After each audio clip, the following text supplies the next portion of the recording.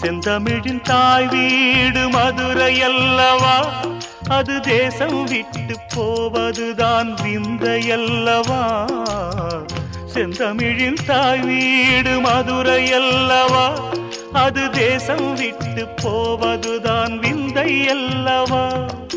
இன்னும் சொல்லவா, சொன்னால் துன்பம் அல்லவா, நான் இன்னும் சொல்லவா, சொன்னால் துன்பம் அல்லவா. உன் மனதில் போட்டு பூட்டி வைத்த சேதி என்னவோ, அதை மௌனமாக மறைத்து வைத்த நீதி என்னவோ.